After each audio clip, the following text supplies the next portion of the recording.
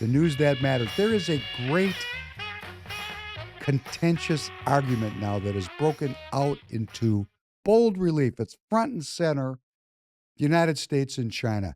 This is, in fact, a trade war.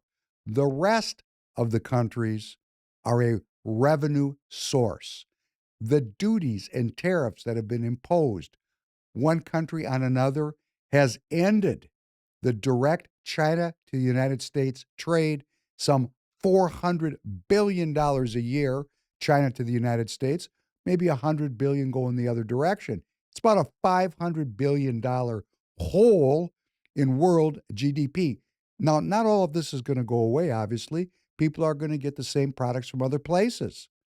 But the breakdown of the financial connective tissue between these two countries is a threat to world peace and it is a threat to the world economy. But let us also remember there's a certain amount of acting going on here because President Trump knows, and I know as a participant in the supply chain, that there are tens of thousands of Chinese owned productive workshops in countries all over Southeast Asia, Vietnam, Cambodia, Thailand, Indonesia, Malaysia, the Philippines, you name it, and the Chinese are there big time. They're in Africa. Chinese companies even own productive capacity here in the United States of America. So this is a global economic behemoth. I'm going to tell you, I've been to China many times. I know the culture very well for someone born in Minnesota. Coming to you today from the studios of Free People Radio in Minneapolis, broadcasting from the belly of the beast, where we have communism in the upper Midwest. Yes, I've been there many times. I have deep respect for the Chinese people. They are very hardworking, very sharp, very smart. And they woke up in a world that the rules of that world were constructed by a colonial empire that colonized their country. This is something that most Americans are not aware of, that the major colonial powers, including we the people, the United States of America, had colonial possessions and were extracting wealth from China for hundreds of years. So the Chinese are coming into this thing with a rather bad attitude. And that bad attitude translates into, you know what? You robbed us and we're going to rob you back. Now, that is not the kind of foundation for a peaceful world that you and I would like to have as the underpinnings of our families and our future. And President Trump is now calling out the Chinese for years of their undermining of the world global trade system. He's calling them out and he's putting pressure on them to follow the rules. And again, the Chinese are saying, hey, we didn't make those rules. And my comment is if you didn't make the rules and you didn't want to play the game by those rules, why did you sign the treaties which brought you into the World Trade Organization? And the reason why they did it is quite obvious. There's 1.5 billion Chinese. They're trying to get over like everyone else is. They're self interested. When President Trump says he does not blame the Chinese, he blames our leadership, he's being very honest about it. Why do we put locks on our doors at home? It's not to stop the criminals, they'll just kick the door in. The lock is there to stop honest people from stealing. So President Trump has blown the whistle, called a halt, wants to renegotiate.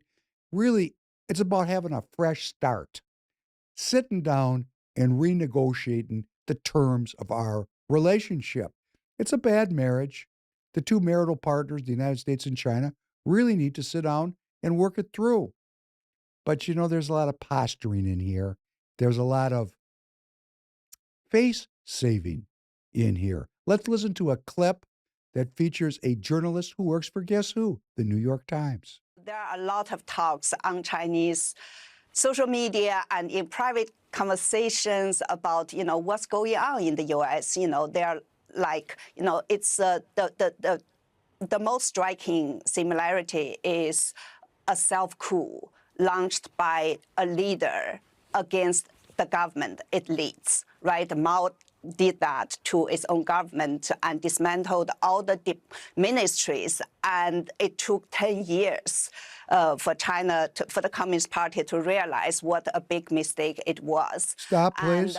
So this journalist who works for the New York Times has now compared the election of Donald Trump to a soft coup. You have to listen closely and think about what she is trying to present, her Overton window. She's saying that the people who voted in an election in a republic really are not behind Donald Trump. It was a coup, a takeover. And she's comparing it to Mao's takeover of the Chinese government, which was a bloody revolution, a bloody civil war where millions of people died. And then she said it took 10 years for the Chinese people to figure out that that was a bad thing. You know, this is a person who's writing columns in the New York Times, which was formerly Fanstas, all the news that's fit to print. This is propaganda. Let's continue. Also, they were seeing how the Trump administration is silencing the media and going after law firms and all those things. It's like so strikingly, like a strikingly similar feeling. It's really... Stop again. Stop again. So this obviously Chinese woman who's here as a citizen, I presume, speaking against Donald Trump, saying that it's so similar to what Chinese people experienced under Mao. Yet she has no problem speaking out on CNN. The hypocrisy is stunning. Let's continue. I know, China is a one-party state, and the U.S. is a liberal democracy, and China... Stop again. More propaganda. The United States is not a liberal democracy. We are a republic. Our government and our minds have been occupied through politics by a liberal democracy.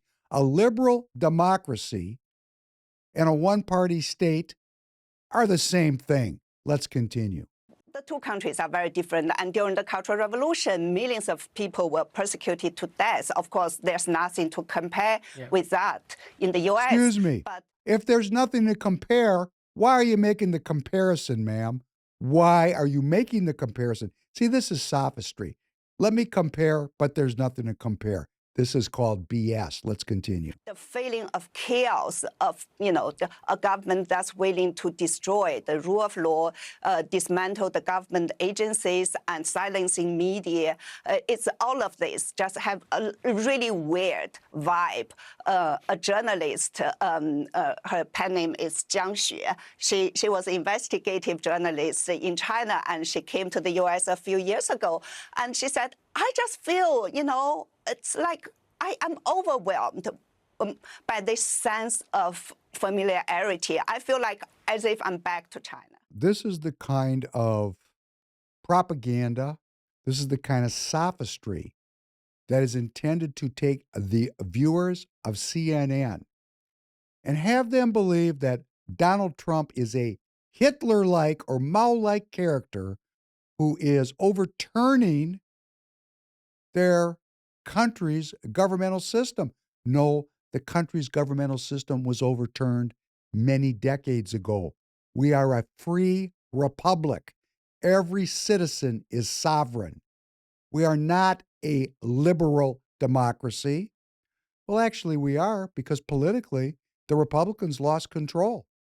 And why they are so upset is the Republicans, the philosophy of republicanism, is making a comeback under the leadership of President Donald Trump. Thanks very much. Be back with you very soon.